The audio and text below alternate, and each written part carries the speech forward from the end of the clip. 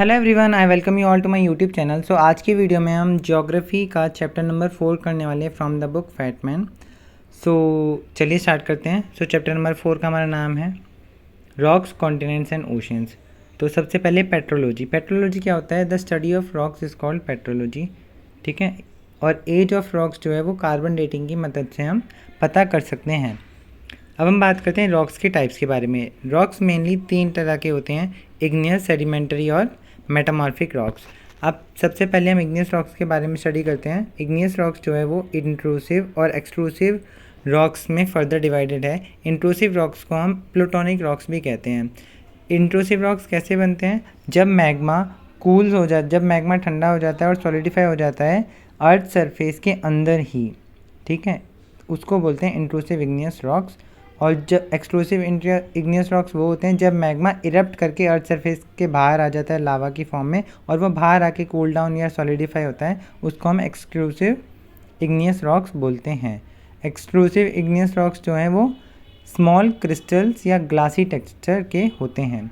ठीक है। Intrusive igneous rocks में जो ग्रेनाइट और गबरू एग्जाम्पल हैं इंट्रूसिव इग्नियस रॉक्स के। इंट्रूसिव को हम प्लूटोनिक रॉक भी बोलते हैं। और जो ग्रेनाइट रॉक है वो कॉन्टिनेंटल क्रस्ट में पाया जाता है। ठीक है। जो एक्सट्रूसिव इग्नियस रॉक है उसके एग्जाम्पल में बसाल्ट और पेमाइस आते हैं, जिसमें से जो बसाल्ट है वो ओशनिक क्रस्ट में पाया जाता है।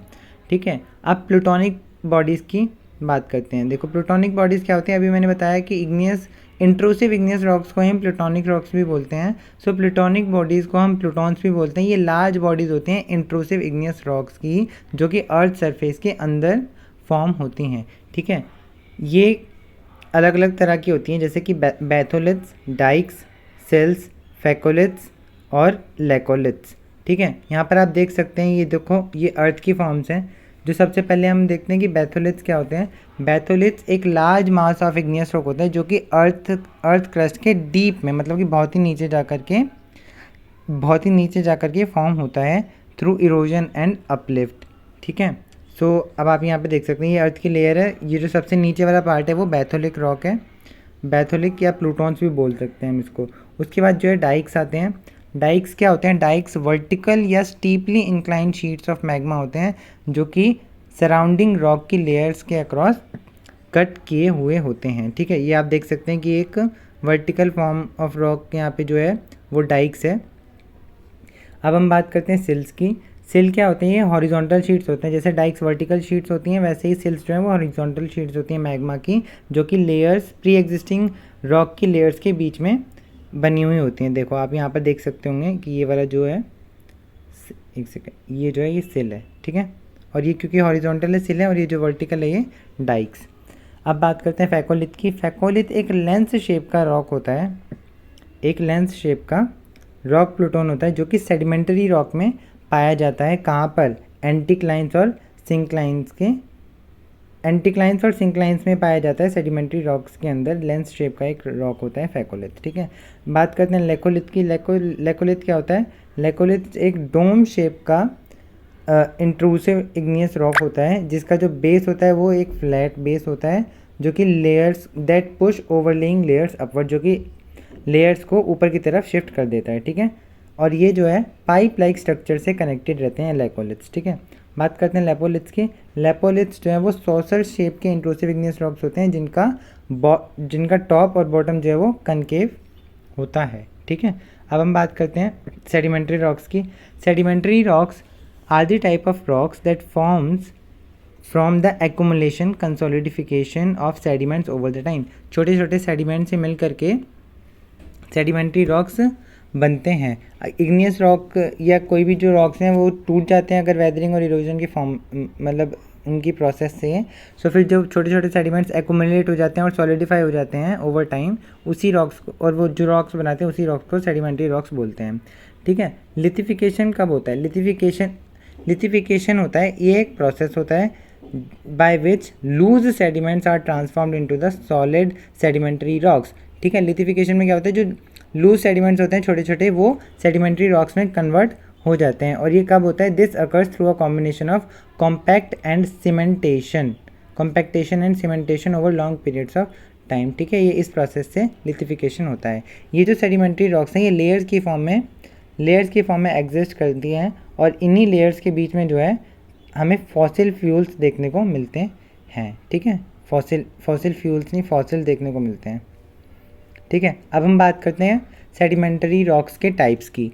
सो there are mainly 3 types of sedimentary rocks, mechanically और क्लास्टिकली फॉर्म्ड, सेकेंड आता है हमारा ऑर्गेनिकली फॉर्म्ड और थर्ड आता है हमारा केमिकली फॉर्म्ड। इनके बस एग्जांपल आपको याद रखने हैं। जैसे मैकेनिकली फॉर्म के जो एग्जांपल हैं वो है सैंडस्टोन, लाइमस्टोन, कॉन्ग्लोमरेट, शेल या लोएस। एक ट्रिक्स की मदद से हम याद कर सकते हैं, जैसे शेल है, कोई भी है, कोई एक पर्सन है, शेल, लूज, SLC क्या होता है, स्कूल लिविंग सर्टिफिकेट होता है ना।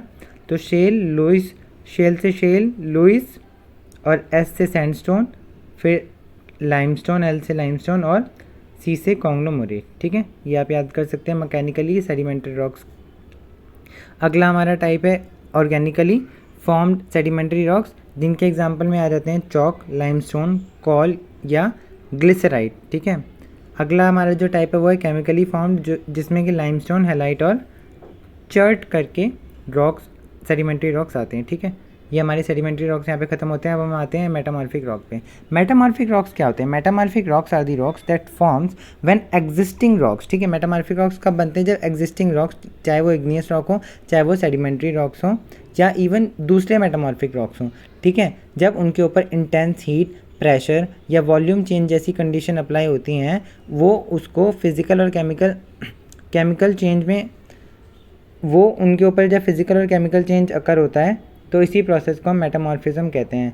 बेसिकली क्या होता है, जो इग्नियस रॉक्स होते हैं, यहाँ पे इग्नियस रॉक्स हैं और सेडिमेंटरी रॉक्स हैं, ये दूसरे मेटामॉर्फिक रॉक्स, इनके ऊपर प्रेशर, वॉल्यूम और टेम्परेचर जैसी इंटेंस हीट जैसी जो कंडीशन है इनके ऊपर लागू होती हैं, फिर जिसकी वजह से ये फिजिकल और केमिकल चेंज होता है इनके अंदर, रॉक्स के अंदर, और फिर ये मेटामॉर्फिक रॉक्स बन जाते हैं और इसी प्रोसेस को मेटामॉर्फिज्म कहते हैं, ठीक है। ये जो रॉक्स हैं वो रिक्रिस्टलाइजेशन और ओरिजिनल रॉक्स के रिक्रिस्टलाइजेशन और रीऑर्गेनाइजेशन से बनते हैं, ठीक है। अब हम बात करते, अब हाँ, ये जो ताजमहल है, ताजमहल किससे बना? मार्बल से बना हुआ है, तो मार्बल भी एक मेटामॉर्फिक रॉक है। तो अगर क्वेश्चन है कि ताजमहल किससे बना है, Taj Mahal is made from the metamorphic rock, ठीक है। अब हम बात करते हैं types of metamorphic rocks. There are 2 types of metamorphic rocks.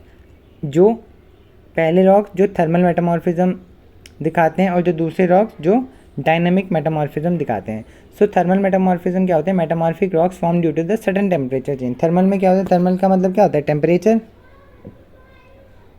है ना। तो यहाँ पे जो है सडन टेम्परेचर चेंज जो दिखाते हैं, इनकी वजह से जो हमारी रॉक्स बनते हैं उनको हम थर्मल मेटामॉर्फिक रॉक बोल देते हैं। डायनामिक मेटामॉर्फिज्म जो शो करते हैं मेटामॉर्फिक रॉक्स जो विदाउट एनी केमिकल चेंज, ठीक है, without any chemical change, without chemical change के जो रॉक्स बनती हैं उनको डायनामिक मेटामॉर्फिज्म के द्वारा बनाई गई मेटामॉर्फिक रॉक्स बोलते हैं। ये जो है वो केमिकल चेंज तो नहीं होता है, लेकिन यहाँ पर जो है हाई प्रेशर होता है, तो उसकी वजह से ये डायनामिक मेटामॉर्फिक रॉक्स बनते हैं, ठीक है। अब हम बात करते हैं types of thermal metamorphism. Thermal metamorphism भी 2 तरह का होता है, एक होता है कॉन्टैक्ट और एक होता है रीजनल। कॉन्टैक्ट में क्या होता है? इट अकर्स, कॉन्टैक्ट तब अकर होता है जब rocks are altered by intense heat due to their proximity to magma या लावा, ठीक है। जब मेटामॉर्फिक रॉक्स मैग्मा या लावा के कॉन्टैक्ट में होते हैं या उनके आसपास होते हैं, तो उसकी वजह से इंटेंस हीट उनको मिलती है रॉक्स को, ठीक है, और उनकी वजह से ये रॉक्स चेंज हो जाते हैं, तो फिर इसी को हम कॉन्टैक्ट मेटामॉर्फिज्म बोलते हैं। अब हम बात करते हैं रीजनल मेटामॉर्फिज्म की। रीजनल मेटामॉर्फिज्म में क्या होता है? ये तब अकर होता है जब हाई प्रेशर और हाई टेम्परेचर जैसी कंडीशन उस रॉक्स को मिलती हैं, ठीक है। यहाँ पे जो है ये मैग्मा या लावा के कांटेक्ट में आकर ये अपनी प्रॉपर्टी चेंज कर देते हैं। जो रॉक्स और मेटामॉर्फिक रॉक्स बन जाते हैं उसको कॉन्टैक्ट मेटामॉर्फिक रॉक्स बोलते हैं। और जो हाई प्रेशर और हाई टेम्परेचर जैसी कंडीशन से बनते हैं उसको हम रीजनल मेटामॉर्फिक रॉक्स बोलते हैं, ठीक है। बैंडिंग और लीनिएशन 2 हमारी टर्म्स हैं। ये क्या होती हैं? देखो, जब किसी रॉक्स में ऑल्टरनेट लाइट या डार्क बैंड मिलते हैं तो उस प्रोसेस को हम बैंडिंग बोल देते हैं, और जब किसी रॉक्स में लाइंस देखने को मिलती है तो उस प्रोसेस को हम लीनिएशन बोल देते हैं, ठीक है। अब हम बात करते हैं एक इम्पॉर्टेंट फैक्ट, वो है कि क्वार्ट्स जो है क्वार्ट्ज एक रॉक नहीं है बट एक मिनरल है, ठीक है। क्वार्ट्ज एक मिनरल है ना कि एक रॉक, ठीक है। यहाँ पे कन्फ्यूजन हो जाता है कि क्वार्ट्ज एक रॉक है या नहीं। सो क्वार्ट्ज एक मिनरल है। अब हम बात करते हैं कि कुछ इग्नियस रॉक से मेटामॉर्फिज्म प्रोसेस के द्वारा जो मेटामॉर्फिक रॉक बन जाते हैं वो कौन कौन से हैं। जैसे कि ग्रेनाइट एक इग्नियस रॉक है, वो मेटामॉर्फिज्म प्रोसेस से ग्नीस करके मेटामॉर्फिक रॉक बनाता है। शेल एक सेडिमेंट्री रॉक है जो कि स्लेट या शिस्ट करके मेटामॉर्फिक रॉक्स बनाता है। Sandstone is also a sedimentary rocks which is transformed into the quartzite. और अगला है हमारा लाइमस्टोन। लाइमस्टोन एक सेडिमेंट्री रॉक्स है जो कि मार्बल बना देता है मेटामॉर्फिज्म प्रोसेस के बाद। उसके बाद देखें तो बसाल्ट और गाबरू ये दोनों इग्नियस रॉक्स हैं जो कि एम्फीबोलाइट नाम से मेटामॉर्फिक रॉक बनाते हैं। अगला हमारा क्ले सेडिमेंट्री रॉक है जो कि स्लेट बनाता है, जो कि एक मेटामॉर्फिक रॉक है, ठीक है। कुछ इंपॉर्टेंट फैक्ट देख लेते हैं कि जो सॉफ्ट रॉक होता है, सॉफ्ट रॉक को हम क्या बोलते हैं, टैल्क। टैल्क होता है एक सॉफ्ट रॉक, ठीक है। यहाँ पे लिख देता हूँ मैं talc. Talc is a soft rock. Hard rock की बात करें तो वही डायमंड है। फेल्ड्सपार जो है, फेल्ड्सपार अर्थ क्रस्ट का 50% कंसिस्ट करता है। अर्थ क्रस्ट का जो 50% है वो फेल्ड्सपार में ही बना होता है and is widely use in glass and ceramic industry. Glass और सिरामिक इंडस्ट्री में इस फेल्ड्सपार स्टोन का यूज़ होता है, ठीक है। अब बात करें लाइमस्टोन के बारे में। Limestone is one of the key minerals in the cement making. Limestone जो है वो सीमेंट इंडस्ट्री में सीमेंट बनाने के काम आता है, ठीक है। बात करें माइका की, जो माइका है वो इलेक्ट्रिकल इंडस्ट्री में यूज़ होता है, ठीक है। और ये जो है ये अर्थ क्रस्ट का 4% कंस्टिट्यूट करता है, ठीक है। अब हम बात करते हैं रॉक साइकिल की। रॉक साइकिल क्या होती है? रॉक साइकिल एक जियोलॉजिकल प्रोसेस है that describes how the three main type of rock, जो कि हमने तीन मेन टाइप कौन कौन से पढ़े, इग्नियस, सेडिमेंट्री और मेटामॉर्फिक रॉक्स, वो कैसे एक दूसरे में चेंज होते हैं ओवर द टाइम, ठीक है। देख लेते हैं कैसे होते हैं। देखो इग्नियस रॉक है, इग्नियस रॉक अगर टूट जाए किसकी वजह से, वेदरिंग या इरोजन प्रोसेस से अगर ये टूट जाता है तो फिर वो सेडिमेंट्स में टूट जाएगा। और सेडिमेंट्स जो है वो एक जगह इकट्ठा होंगे और फिर वो जाके सेडिमेंट्री रॉक्स बना देंगे, ठीक है। इग्नियस रॉक से सेडिमेंट्री रॉक किस प्रोसेस से, अपलिफ्ट और इरोजन प्रोसेस से वो सेडिमेंट्री रॉक बन जाएगा। अब सेडिमेंट्री से मेटामॉर्फिक रॉक, सेडिमेंट्री रॉक्स जो हैं इनके ऊपर यदि हाई हीट और प्रेशर की अगर हम कंडीशन लगा दें तो वो मेटामॉर्फिक रॉक बन जाएगा। और मेटामॉर्फिक से इग्नियस रॉक कैसे बनेगा, मेटामॉर्फिक रॉक्स अगर मेल्ट हो जाएं और फिर बाद में कूल हो जाएं तो फिर वो इग्नियस रॉक बन जाएगा। मेल्टिंग और यहाँ पे कूलिंग लिख सकते हैं, ठीक है। अगर हम बात करें सेडिमेंट्री से इग्नियस कैसे जाएंगे, सिमिलरली मेल्टिंग और कूलिंग प्रोसेस से ये इग्नियस बन जाएगा और जो हीट और प्रेशर की कंडीशन है वो इग्नियस रॉक्स को मेटामॉर्फिक रॉक्स बना देगी। तो इस तरीके से ये तीनों रॉक आपस में एक दूसरे में कन्वर्ट हो सकते हैं। अब हम बात करते हैं एसिडिक और बेसिक रॉक्स। जी हाँ, एसिडिक मतलब रॉक्स भी एसिडिक और बेसिक तरह के होते हैं। तो एसिडिक रॉक्स में क्या होता है, इसमें जो है हाई अमाउंट में सिलिका प्रेजेंट होता है। एसिडिक रॉक्स में जो सिलिका है वो हाई अमाउंट में प्रेजेंट रहता है, जबकि बेसिक रॉक्स में वो सिलिका जो है वो पुअर अमाउंट में प्रेजेंट रहता है, मतलब कम सिलिका होता है, इसमें हाई सिलिका होता है। ये जो एसिडिक रॉक्स होते हैं ये लाइट होते हैं कलर में, और जबकि जो बेसिक रॉक्स होते हैं ये थोड़ा डार्क होते हैं कलर में, ठीक है। अगला डिफरेंस देखें कि जो सिलिका कंटेंट की वजह से, सिलिका होने की वजह से ये जो एसिडिक रॉक्स होते हैं इनका जो मैग्मा है वो जल्दी कूल कर जाता है, ठीक है, जल्दी ठंडा हो जाता है। सिलिका होने की वजह से इनका जो मैग्मा है वो कूल जल्दी हो जाता है, कूल फास्ट है मैग्मा, ठीक है। और इसका जो इसमें लो सिलिका कंटेंट है तो जो इसका मैग्मा है वो स्लो कूल होता है, ठीक है। अब इसकी हम बात करते हैं एग्जाम्पल की। तो एसिडिक रॉक में ग्रेनाइट और क्वार्ट्ज, ठीक है, ग्रेनाइट और क्वार्ट्ज इसके एग्जाम्पल हैं। और फेल्ड्सपार भी एक तरह का रॉक है जो कि इसी में आता है। अभी हमने फैक्ट देखा था कि 50% अर्थ क्रस्ट फेल्ड्सपार से ही बना हुआ है ना, फेल्ड्सपार। और अगर हम बेसिक रॉक्स की बात करें तो यहाँ पे बसाल्ट,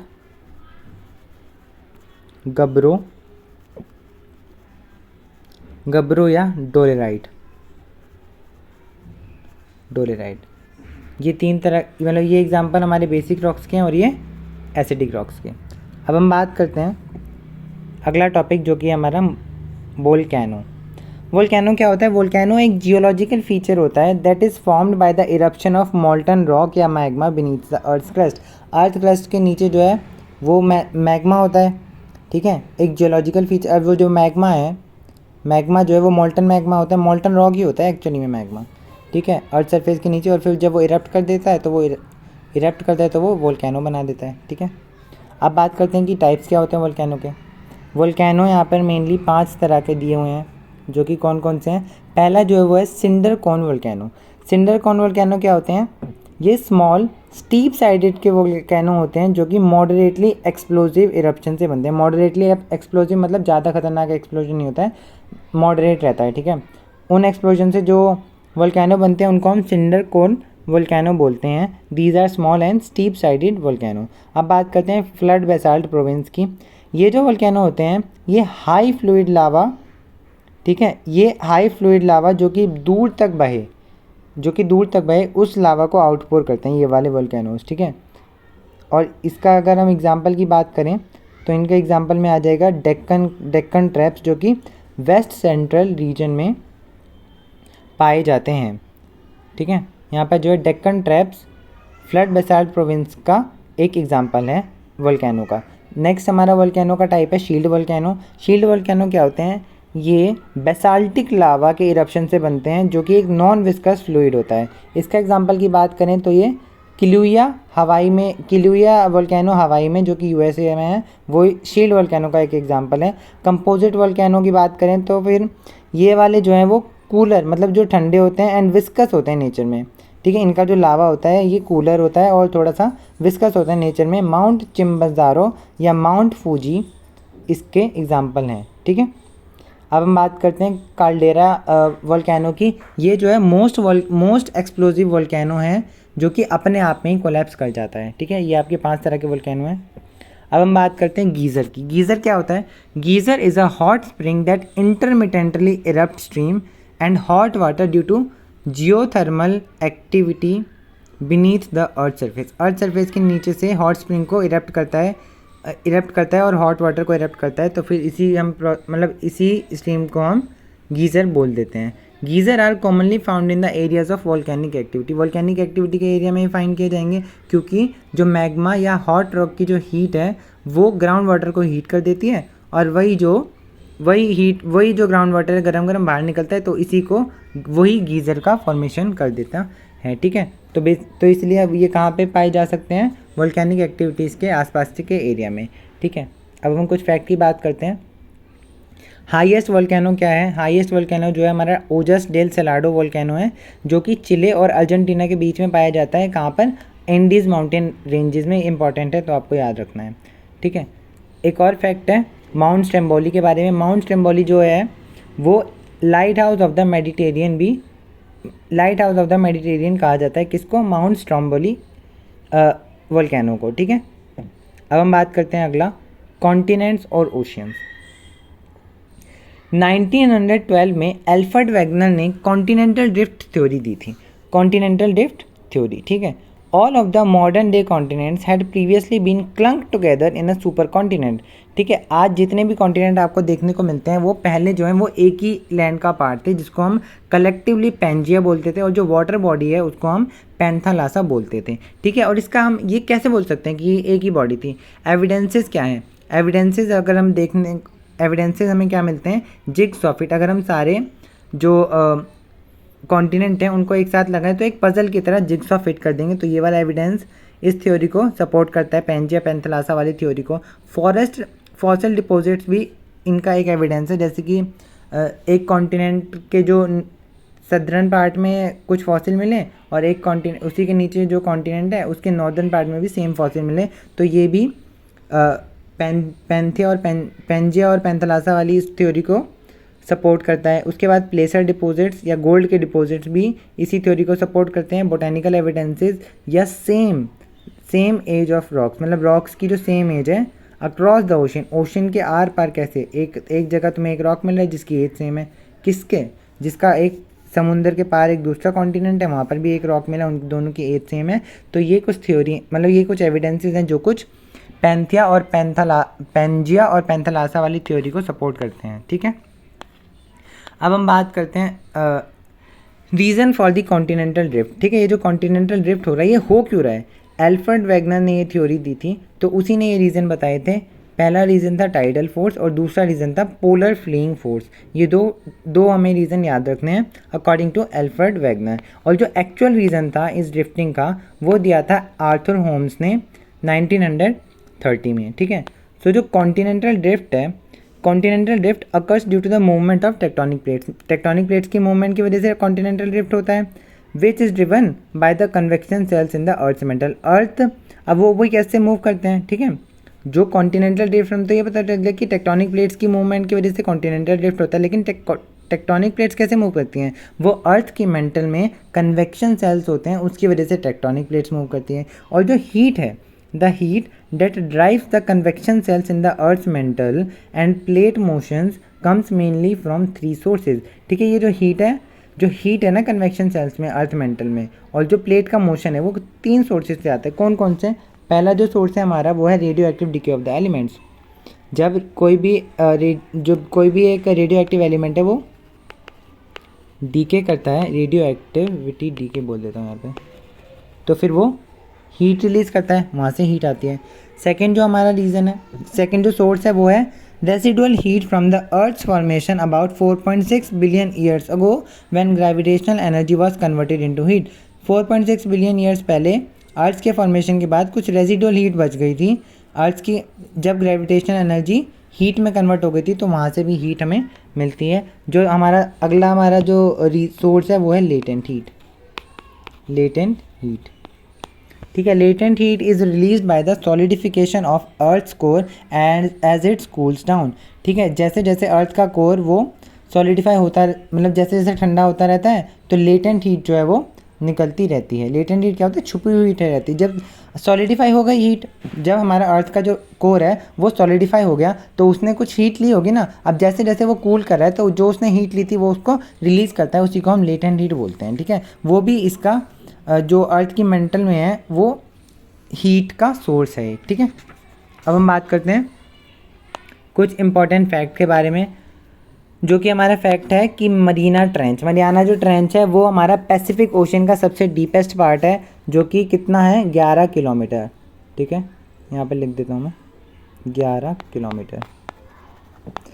और उसके बाद है challenger deep is the deepest known point in the Mariana trench. Mariana trench के अंदर भी इसका जो सबसे डीपेस्ट पॉइंट है उसको हम चैलेंजर डीप बोलते हैं। ठीक है, अटलांटिक ओशन जो है वो सबसे बिजिएस्ट ओशन रहता है। अटलांटिक ओशन के बारे में क्या फैक्ट है? It is the busiest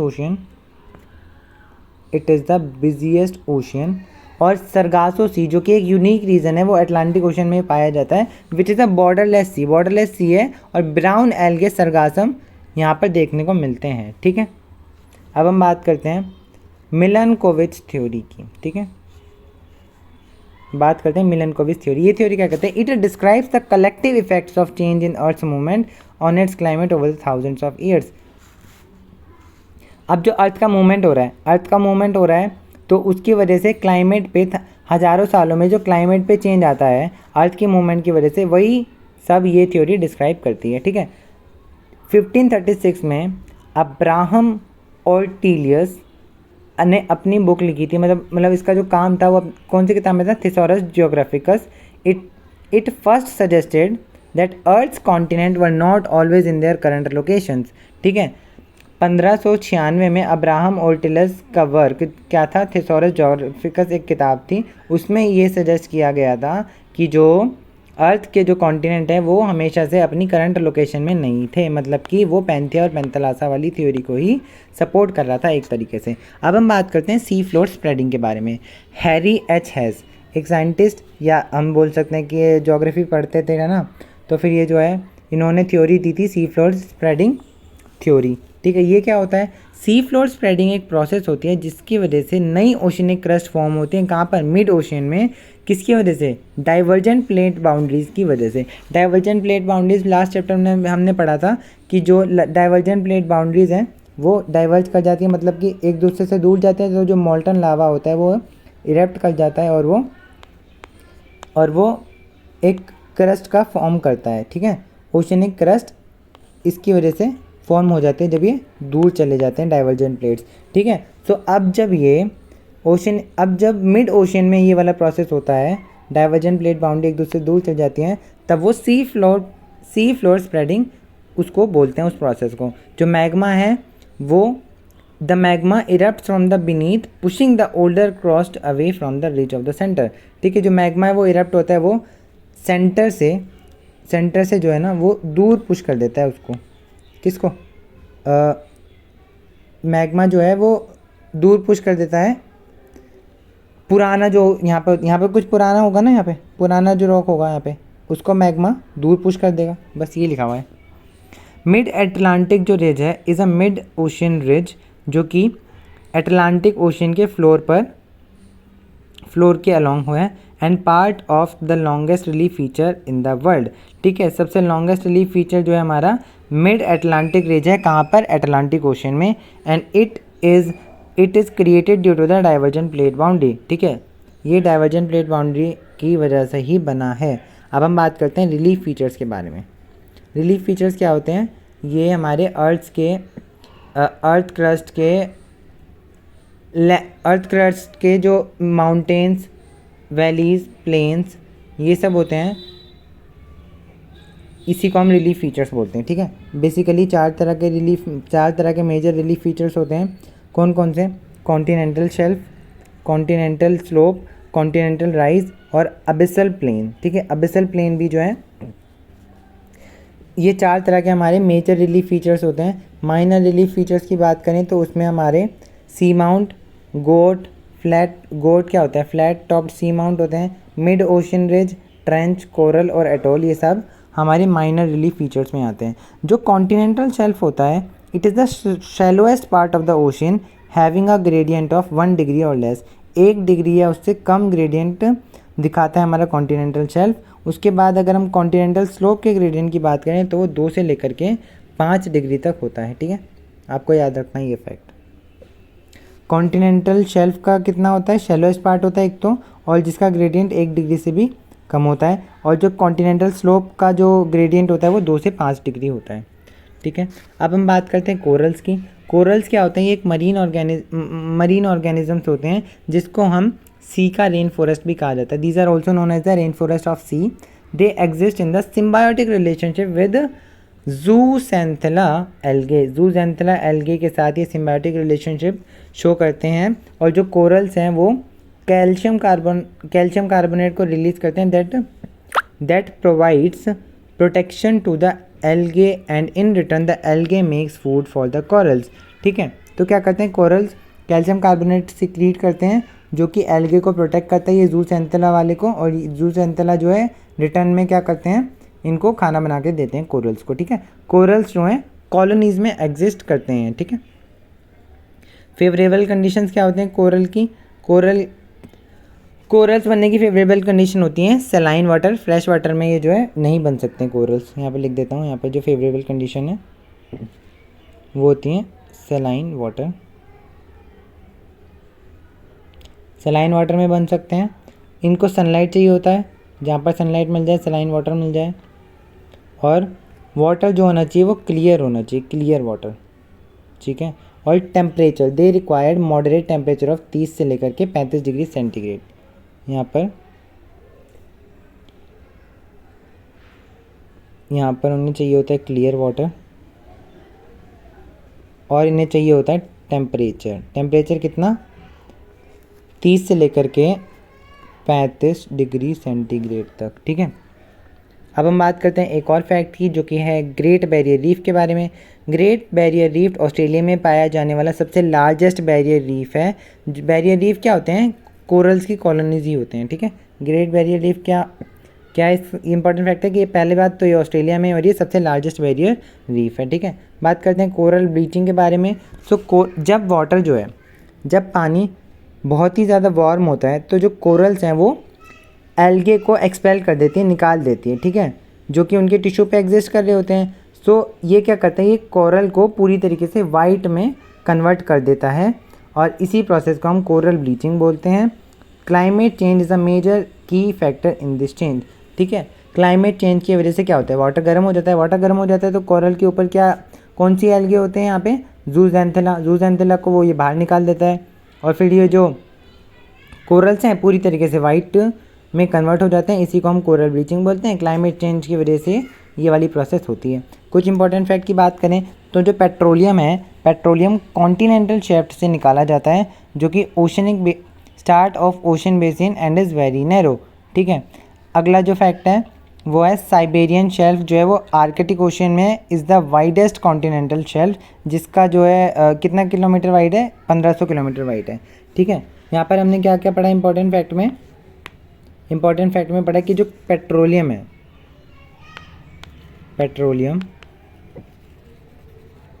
petroleum is extracted from the continental shelf,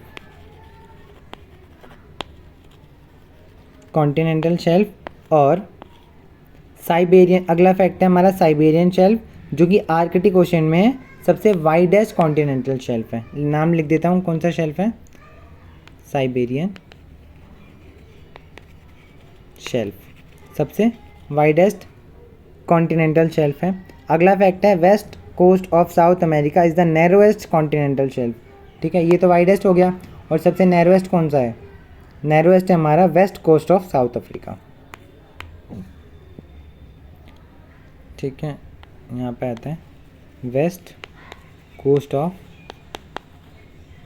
south Africa. ठीक है, सो विद दिस हमारा ये वाला चैप्टर होता है ख़त्म। और अगर आपसे इसको मतलब अगर आपको इससे रिलेटेड कोई भी डाउट है तो आप कमेंट सेक्शन में पूछ सकते हैं और मिलते हैं आपसे नेक्स्ट वीडियो में। Thank you for watching. यहाँ पर लिख देता हूँ एक बार, थैंक यू फॉर वॉचिंग। और इसके बाद आप FRB 2.0 भी देख सकते हैं। ठीक है, FRB 2.0 तो आपको और क्लियरली ये चैप्टर समझ में आ जाएगा। ठीक है, थैंक यू।